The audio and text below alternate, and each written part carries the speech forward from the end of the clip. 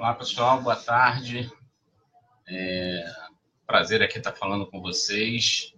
É a primeira vez que eu venho usando aqui essa rede social dessa maneira para gerar um vídeo, um bate-papo, um diálogo. E vou deixar aqui nosso chat aqui, observando o nosso chat aqui para a gente ficar conversando. Tem logo aqui uma almada aqui, um pernilongo aqui no laboratório. Deixa eu me apresentar aqui a vocês. Foi até bom, né, o pernilongo aqui passando aqui para a gente poder transferir a ideia de que eu quero fazer essa conversa de uma maneira muito tranquila, de uma forma, dentro do possível, bastante informal. Eu sou um professor de biologia formado em licenciatura em ciências biológicas e me formei em 96 e sempre trabalhei em sala de aula durante muito tempo no modelo tradicional.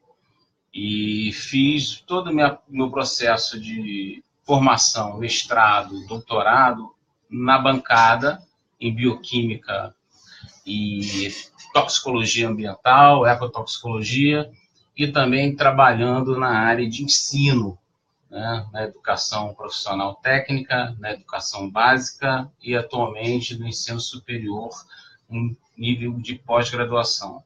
Eu sou um pesquisador na área do ensino de biociências e saúde atualmente na Fundação Oswaldo Cruz, e há uns 10 anos atrás eu comecei a trabalhar na perspectiva de uso de metodologias ativas de ensino-aprendizagem, né? E mais recentemente, devido ao conjunto de atividades na área de pesquisa nesse campo, eu vim adaptando, adotando e, pelo interesse de alunos interessados em formação continuada, inclusive na área de saúde, integrando, né, essas estratégias, metodologias ativas de ensino, dentre elas a aprendizagem baseada em problemas na formação em saúde, como agentes comunitários de saúde, né, e também formação de professores.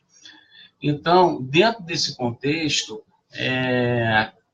a gente começou, dentro do laboratório de comunicação celular do Instituto Oswaldo Cruz, aqui na Fundação Oswaldo Cruz, no Rio de Janeiro, a desenvolver trabalhos de integração, de implantação, né, de metodologias ativas de ensino e que integre redes sociais como o Facebook e o YouTube, né, e a utilização dessas metodologias ativas de ensino como utilização de situações problemas, de casos investigativos, de trazer para o cotidiano das discussões usando redes sociais de sala de aula, problemas de sala de aula para dentro, né, da rede social, porque às vezes um indivíduo que tem um problema para ensinar um aspecto de evolução, ou da química, ou da física, ou que queira fazer um compartilhamento de experiências entre ensino de história da ciência ou geografia com a biologia, física, química ou da matemática, e dentro desse contexto trazer a história, a geografia, o português, né, as estratégias ou aperfeiçoamento de redação, e compartilhar essas experiências e poder trazer essas experiências no ambiente de rede social, era uma perspectiva que até um tempo atrás era, às vezes, quase que pouco imaginável, né? Não se imaginava o potencial de se utilizar rede social para isso. Ou, pelo menos, não havia uma perspectiva de se olhar o potencial de utilizar a rede social, o Facebook, né? Então, aí a gente está usando aqui o Facebook para isso. Então, o nosso grupo de pesquisa, uns 2, 3 anos atrás, começou a se debruçar de como poder potencializar e utilizar a rede social, o Facebook e o YouTube, a partir, por exemplo, do desenvolvimento de videoaulas com especialistas de diferentes assuntos e sistematizar estratégias para que isso pudesse acontecer. Isso começou com a formação de agentes comunitários de saúde. é evidente que hoje a gente não tem como esgotar esse assunto todo. Então, em cima dessa perspectiva, a gente começou a avaliar o potencial do Facebook. Surgiram, então, alguns estudos do nosso grupo de trabalho e verificamos realmente que o Facebook ele tem esse potencial. Isso tem que ser feito com uma certa estratégia, com cuidado, mas a rede social ela serve para uma série de processos, não só para a gente, para uma série de perspectivas, no sentido de... A gente usa o Facebook para conhecer pessoas, conversar sobre coisas mais importantes, no sentido de um aperfeiçoamento profissional, ou para discutir política, no nosso caso aqui no momento, ou para discutir sobre o resultado de futebol. Mas existem instituições de pesquisas muito sérias no Brasil e no mundo que utilizam o Facebook e outras redes sociais e outras plataformas tecnológicas, utilizando as tecnologias de informação e comunicação, para se fazer desenvolvimento profissional, né, de diferentes áreas, diferentes campos, né? Engenharia, área de saúde, área de comunicação, direito.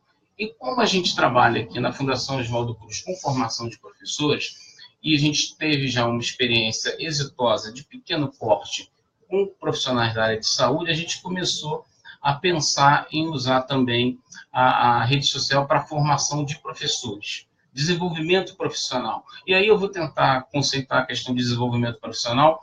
Os professores que estão em formação inicial, em linhas gerais, os professores que estão em formação inicial na faculdade, os cursos iniciais de licenciatura, os cursos de formação continuada, atualização, especialização, mestrado ou até doutorado, estrito sensu, e também aqueles que estão em sala de aula, que de repente não estão fazendo nenhum tipo de curso regular, né, em instituições de ensino regulares, mas que querem se desenvolver profissionalmente, querem trocar suas experiências e compartilharem num ambiente, e talvez a rede social, essa página possa contribuir dessa maneira.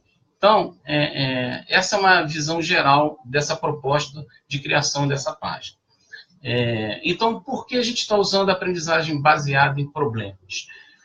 A aprendizagem baseada em problemas, agora entrando um pouquinho no histórico da aprendizagem baseada em problemas, a gente pode marcar novos encontros semanais para ir destrinchando um pouco sobre a ABP. Hoje a gente vai dar uma visão geral e tentar explicar por que a ABP pode ser uma boa aliada a essa estratégia de ensino e também de organização curricular, porque ela pode organizar um curso completo, né, de formação de professores, né, como uma estratégia de desenvolvimento profissional, ou de formação inicial de professores, ou de formação continuada.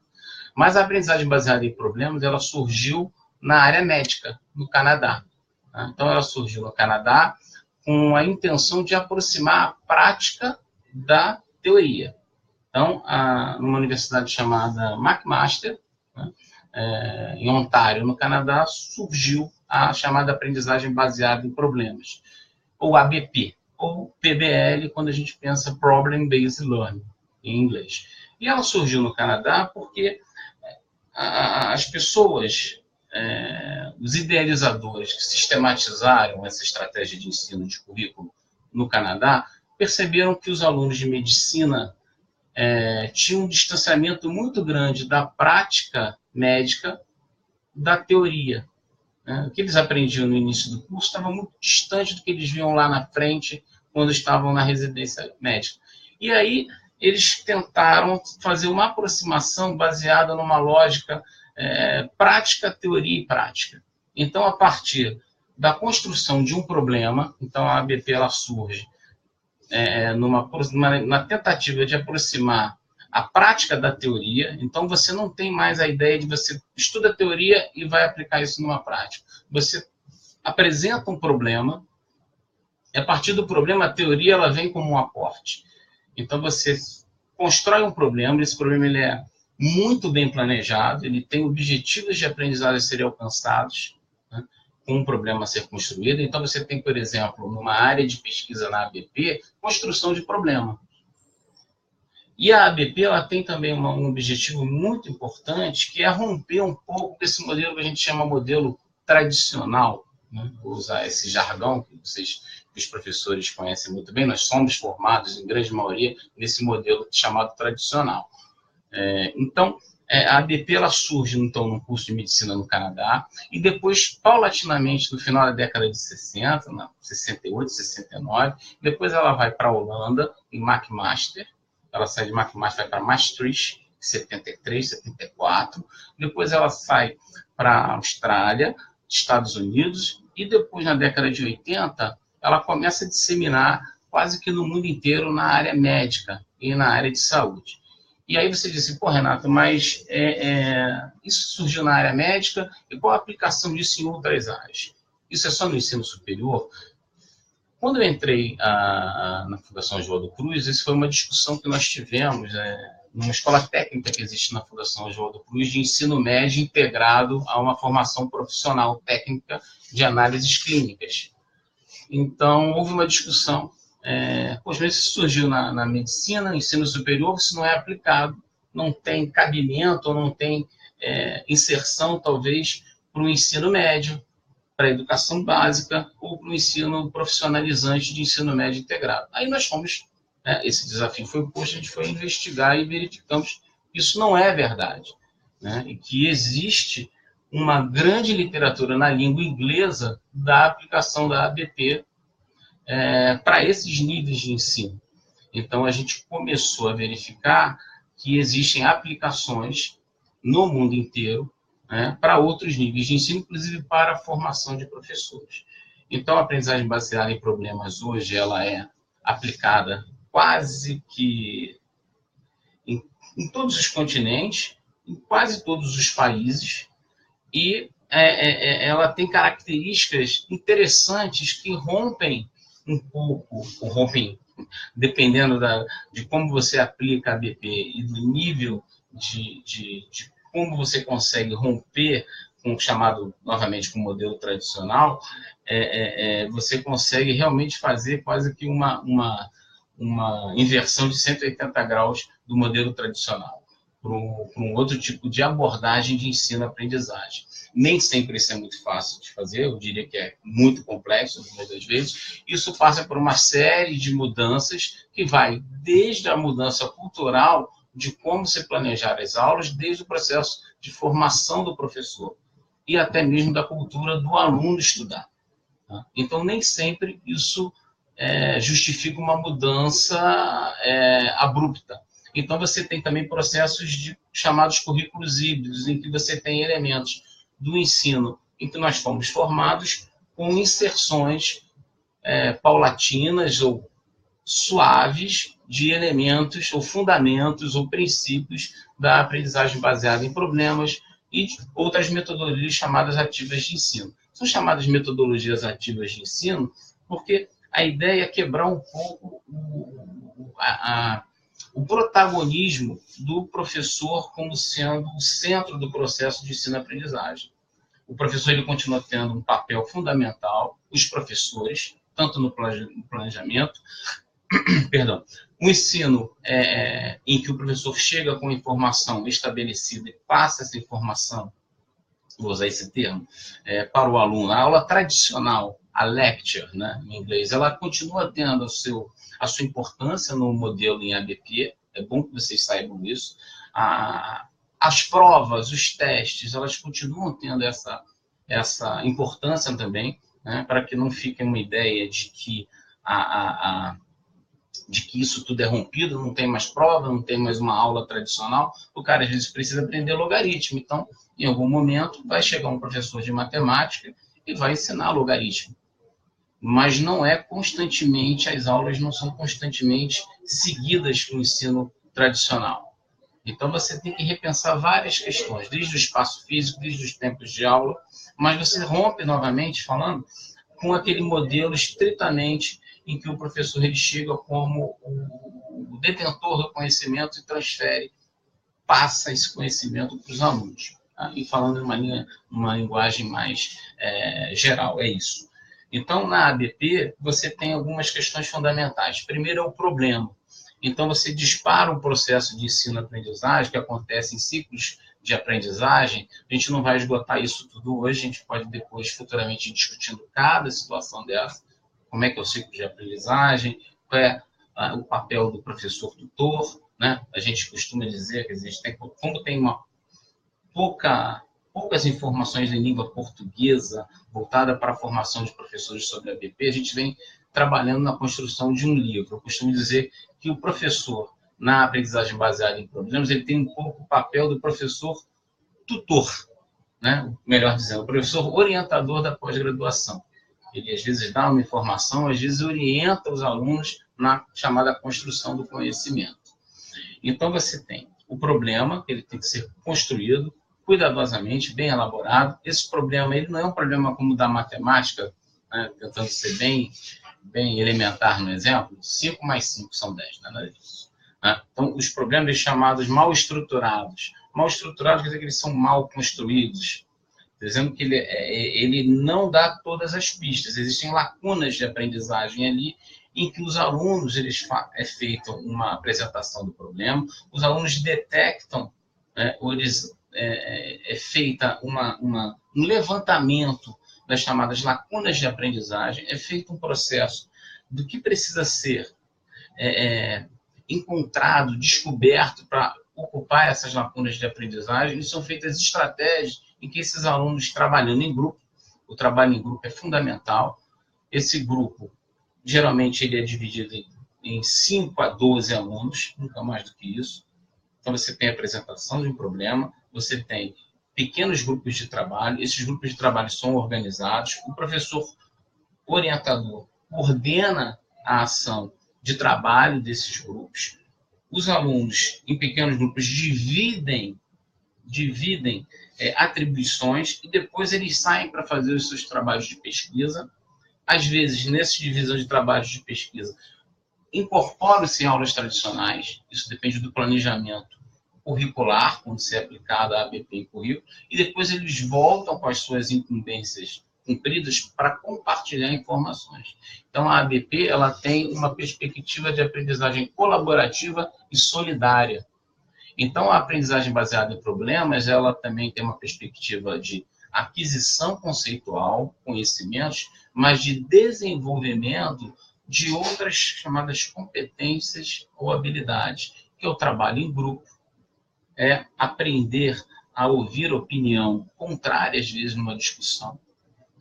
Ela tem um potencial melhor, na minha opinião, de integrar currículo, de aproximar os conhecimentos das ciências da natureza, como, por exemplo, questões sociais, ocupação de solo, quais são os impactos ocasionados, né, por uma ocupação indevida de solo. Então, você tem, por exemplo, a possibilidade de planejar um currículo modular.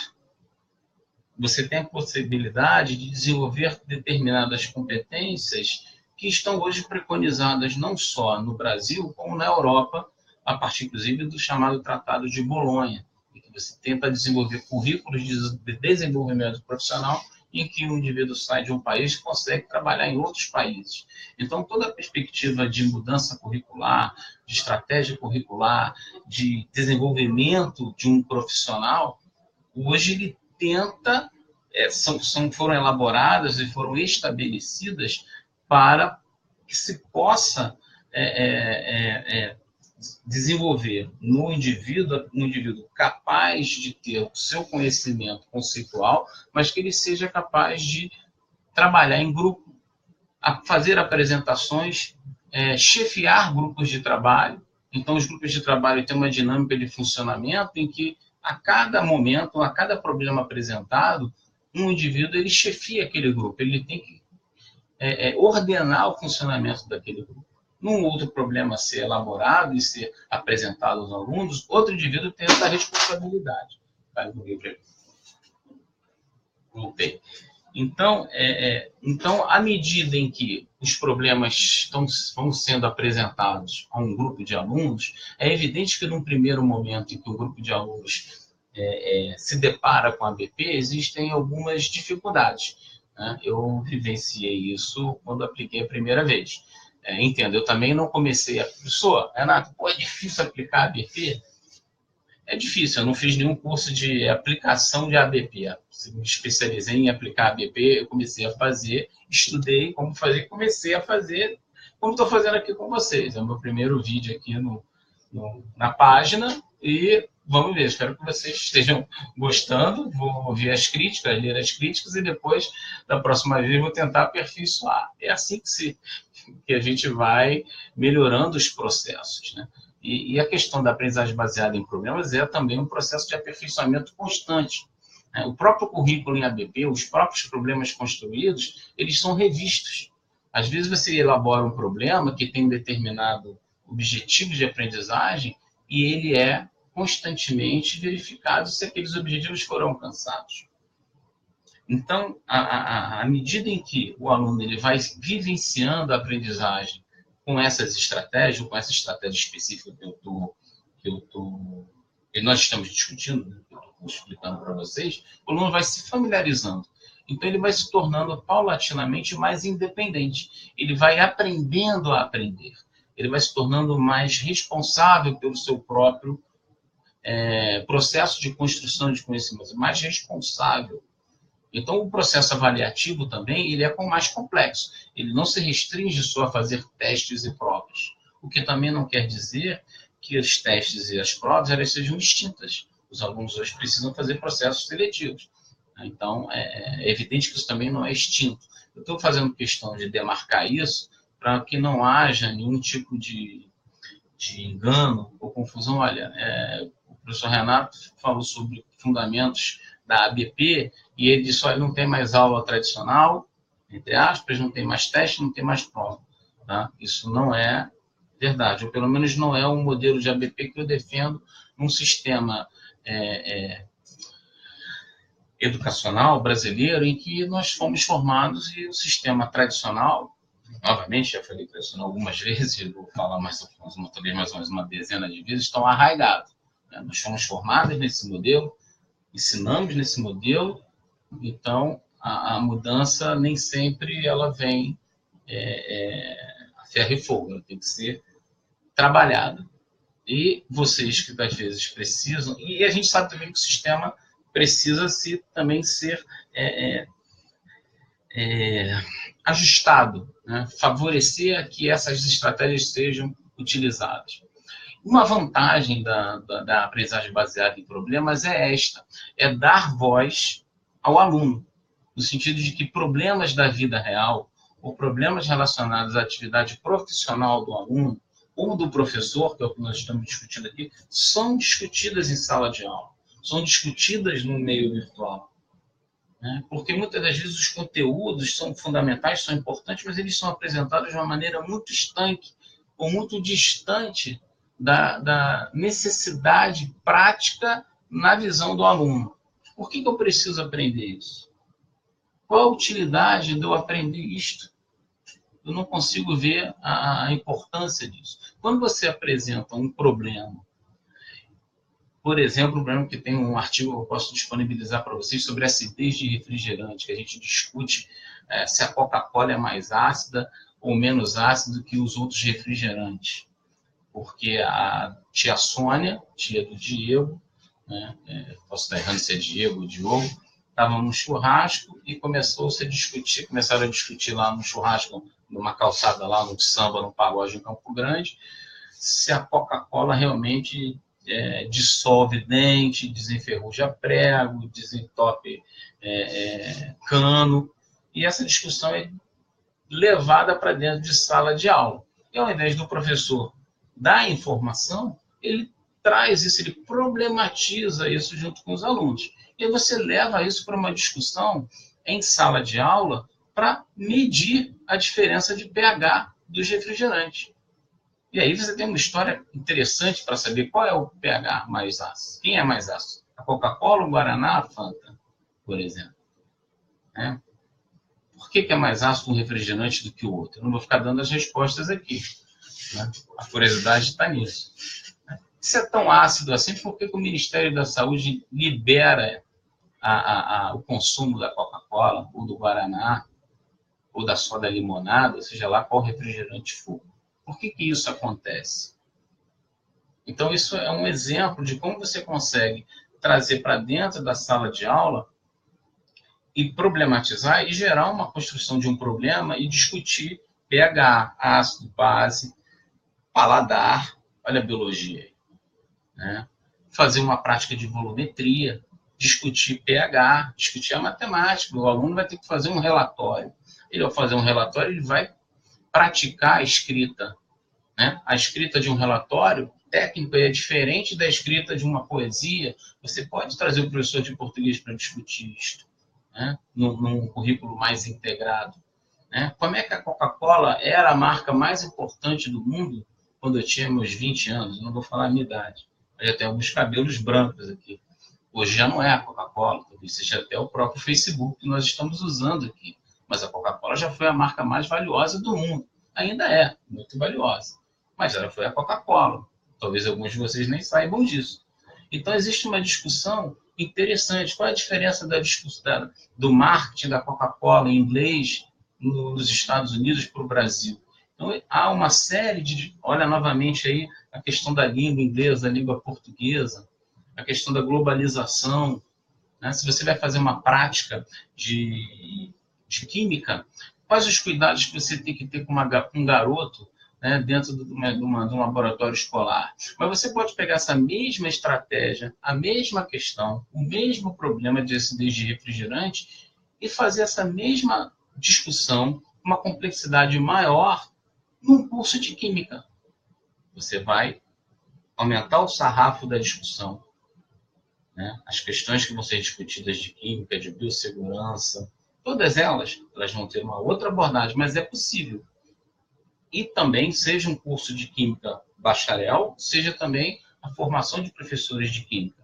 Ou você pode também fazer essa discussão com os professores de biologia ou de física, ou mesmo integrando professores da área de ciências da natureza com ciências sociais.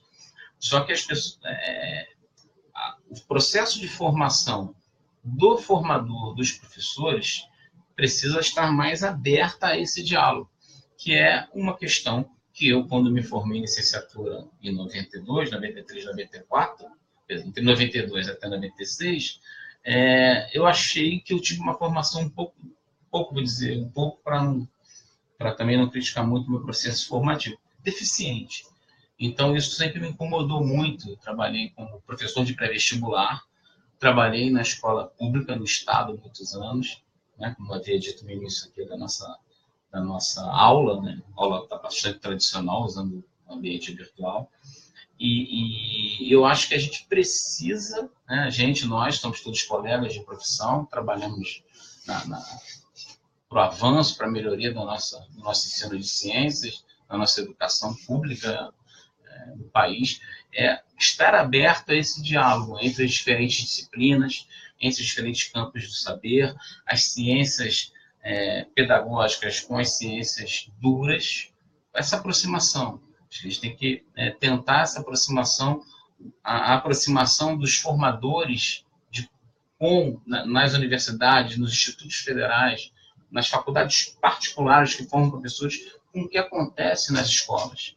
Essas aproximações são fundamentais, né? Essa discussão sobre as estratégias de ensino, de reorganização curricular, é fundamental para o aprimoramento da formação dos professores e para o aprimoramento dos professores que estão em sala de aula e para a melhoria da formação dos alunos do ensino médio, do ensino fundamental, que estão em educação profissional tecnológica e no ensino superior, mesmo aqueles que não estão em processos de formação em licenciatura. Então, assim, a aprendizagem baseada em problemas, com outras estratégias de ensino-aprendizagem, como a aprendizagem baseada em projetos, os casos investigativos, que é uma variação da aprendizagem baseada em problemas, podem dar a sua contribuição nesse sentido. Não é nenhuma panaceia, não vai resolver tudo sozinho, né? Então, isso não é um toque de Midas, uma varinha mágica, que vai resolver tudo, mas tem as suas contribuições a serem dadas e discutidas. E a gente tem que partir também para a aplicação e investigação nesse campo para ver até que ponto isso funciona e em que momento alterações ou variações dessas estratégias podem auxiliar no processo, por exemplo, de educação inclusiva, de integração curricular, de aproximação de campos ou de áreas que a gente acha que estão muito distantes, mas às vezes esse distanciamento não é tão grande assim. Eu só queria mostrar para vocês, aproveitando, alguns livros para vocês terem assim, uma percepção de que realmente o que eu estou falando é aplicado, existe e que não é nada tirado da minha cabeça. Esse aqui é um livro em inglês, tá? Muitos livros são realmente em inglês, como eu havia dito, está pensando, está em produção, na verdade, estou pensando em fechar um livro específico para a formação de professores e para o ensino médio. Espero que até o final do ano a gente consiga fazer um trabalho interessante para ajudar nessa discussão toda, nesse cenário aí todo da educação brasileira e aos também amigos de Portugal. Mas esse aqui é um livro em inglês, quando a gente começou aquela discussão, será que isso é só na educação médica? Esse foi um dos livros que, olha só, isso aqui é aprendizagem baseada em problemas, para professores do ensino fundamental e ensino médio, grade 6, 12. Um pouco antigo, mas isso nos indicava que você tem formação de professores usando a aprendizagem baseada em problemas. Esse é o outro. Como usar a aprendizagem baseada em sala de aula. Existem alguns livros em português, mas voltado para o ensino superior em diferentes áreas. Tá? Esse tem uma experiência interessante na USP Leste, São Paulo. Esse é outro, São Carlos.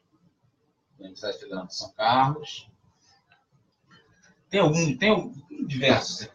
Tá? Não vou ficar mostrando todos. Esse aqui é o último que eu vou mostrar, que é Lições da Aprendizagem Baseada em Problemas, que é da Universidade, na minha frente, da Universidade de Maastricht, tá?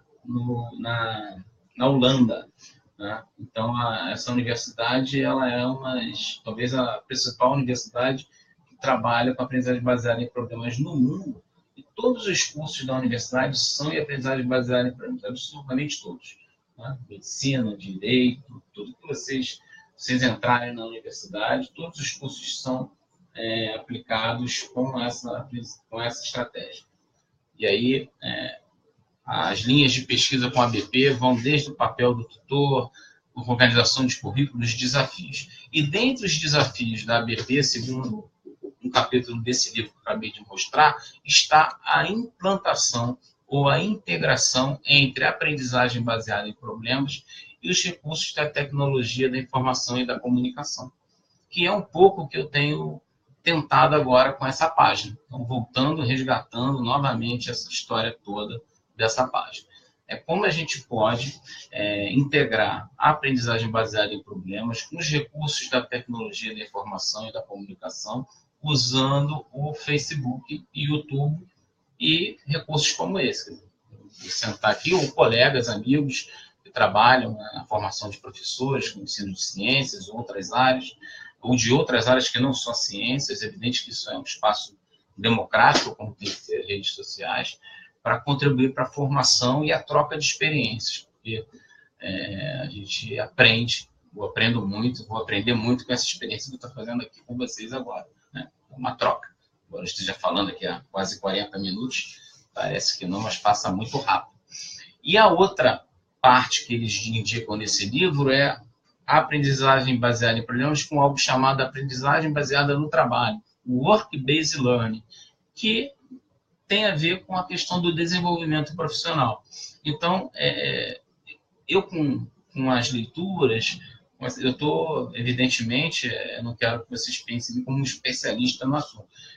Estou militando, né, aprendendo constantemente sobre esses temas, e eu imaginei que essa seria uma possibilidade de juntar, fazer uma interseção entre essa metodologia, essa estratégia de ensino-aprendizagem de organização curricular, inserir as redes sociais, essa rede social especificamente, e utilizar também nessa interseção a utilidade e como objetivo fundamental o desenvolvimento profissional de professores, né, que é a minha formação inicial, é o que eu venho trabalhando há 10 anos dentro da Fundação Oswaldo Cruz, e tirando como exemplo a experiência que nós tivemos para a formação de agentes comunitários de saúde, que é um projeto que eu ainda atuo. Eu vou disponibilizar para vocês um link de uma outra página, que é do laboratório, que tem uns vídeos sobre saúde, muito interessantes também, mas eu quis fazer uma coisa em paralelo para a formação de professores, que eu acho que é um compromisso fundamental que todos nós que trabalhamos na formação de professores temos que ter, tentar dar uma contribuição aos colegas que estão no front, né, em sala de aula, que estão trabalhando, estão querendo ser professores. Eu acho que é fundamental que todos nós trabalhemos em conjunto, de forma colaborativa e solidária, que é uma característica fundamental da aprendizagem baseada em problemas, para melhorar os processos de ensino em sala de aula e para melhorar o processo de desenvolvimento profissional desses professores, sejam aqueles que estão iniciando a carreira, iniciando na formação inicial na universidade, nos institutos federais ou nas faculdades particulares, né, até para discutir isso nas suas salas de aula, junto com seus professores formadores, né, em salas de aula nos cursos de licenciatura, e aqueles que estão também trabalhando em sala de aula, porque às vezes tem um desafio, um obstáculo, precisando de uma ajuda, e ao vir para a rede social, a gente talvez possa contribuir, ajudar. Às vezes pode ser muito difícil, não tem solução, mas eu acho que trocando experiências a gente pode tentar encontrar caminhos para alguns desafios do cotidiano dessa profissão tão importante, tão fundamental para o futuro do nosso país. Existe muita coisa para a gente discutir sobre desenvolvimento profissional, sobre aprendizagem baseada em problemas, sobre desenvolvimento de currículo, sobre outras estratégias de ensino. Mas eu acho assim, para a gente não ter um vídeo muito grande, muito cansativo, eu acho que eu já vou parando por aqui. A gente tem muita coisa ainda para discutir, poderia falar sobre construção de problemas, papel do tutor, papel do aluno, dos alunos, como funciona o ciclo de aprendizagem, como funciona os processos avaliativos, quais seriam, se a gente fosse pensar em pressupostos pedagógicos, filosóficos, psicológicos, né, que poderiam dar alicerce para o uso dessas estratégias na aprendizagem baseada em problemas. Ninguém no Canadá ficou, quando surgiu a ABP, pensando em Paulo Freire, em John Dewey, em Jeremy Brunner, em Vygotsky, e nem nada disso para construir a aprendizagem em Ausubel e construir a aprendizagem baseada em problemas. Ninguém, olha, vou colecionar aqui todos esses grandes pensadores, filósofos, pedagogos, para elaborar uma estratégia de ensino, de organização de currículo para dar conta disso tudo. Mas à medida que a estratégia foi evoluindo, é evidente que, olha, isso aqui tem a ver com, por exemplo, no Ausubel, com aproveitar os conhecimentos prévios dos alunos. Então, isso tem a ver com Ausubel, por exemplo. Como trabalhar um conceito e, à medida que os problemas forem sendo construídos, elaborados e avançarem na organização do currículo, a complexidade dos problemas aumentarem. Isso tem a ver, por exemplo, com a ideia de currículo em espiral, Brunner, né? Jerome Brunner. Então, a problematização, a questão de também não há a ideia de exclusão. Olha, eu faço isso, a BP não trabalha com projeto. Existe, como eu falei, a ideia do currículo híbrido, dos modelos híbridos que interagem em diversas estratégias. A ideia de você lançar mão de diversos modelos, estratégias, é fundamental. Recursos, né, diversificar as estratégias de ensino, diversificar os seus recursos educacionais, diversificar os seus cenários de aprendizagem, é fundamental. Então, olha, eu estou problematizando, eu não estou usando a BP. Esse também é um discurso que eu, particularmente, com meus 25 anos de sala de aula, formando professores, eu não gosto muito disso, né? Como também não gosto, olha, eu sou, embora também não seja um conhecedor profundo da questão pedagógica, no sentido de pedagógico, no sentido dos pensadores pedagógicos. Às vezes a gente tem essa discussão. Eu sou vigótico, então eu não penso muito em Piaget. Sou piagetiano, e aí, sabe, eu acho muito cartesiano, eu não sou muito defensor dessa coisa. Eu acho que sempre pode haver convergência, claro, respeitando alguns limites. Então, tudo tem vários aspectos que a gente pode aprofundar. Né? A questão da zona de desenvolvimento profissional do Vygotsky, tem aspectos de discussão dentro da aprendizagem baseada em problemas. Então, tem muita coisa para a gente discutir. A gente poderia ter um curso aqui de 50 horas, 60 horas sobre aprendizagem baseada em problemas. Essa página, ela tem, hoje, eu acho, uma semana de construção. Queria dar boas-vindas a vocês. Espero que vocês tenham gostado. Espero que vocês tenham curtido aqui no início meu spam na Pernilonga aí. Tá? É um prazer. Muito obrigado pela presença de vocês. A nossa vida aqui de pesquisador, de trabalhar com ciência, extensão da aula, é muito corrida, mas eu estou ainda organizando. Acho que vou tentar estar sempre presente aqui com vocês. Se eu ficar sumido aí de vez em quando, vocês não fiquem com raiva, sabe? Me cobrem aí a presença, mas eu vou tentar ser bastante presente aí na página. Mas se eu subir um dia, 2, não é nenhum descaso com vocês, tá? Eu vou também disponibilizar aí alguns links que eu acho interessante com essa primeira conversa que nós tivemos. Agradeço. Eu vou ficar aqui um pouquinho, se vocês tiverem alguma pergunta. Espero que o vídeo funcione bem. Espero que tenha ficado bom o áudio, que não tenha dado nenhuma treta, nenhum problema. Tá? Um grande abraço e valeu pela presença. Espero que vocês tenham gostado. E as falhas, os problemas, eu vou tentar, né? Não sou só eu que estou na moderação aqui da página, por isso que eu estou falando, a gente tem um grupo, mas eu e os colegas, a equipe, vamos tentar melhorar o processo para a próxima apresentação, nosso próximo encontro. Tá bom? Muito obrigado. Isso aqui, no fundo, é a minha salinha aqui na Fundação Oswaldo Cruz, né, onde eu trabalho aqui no meu dia a dia. Um abraço e saudações.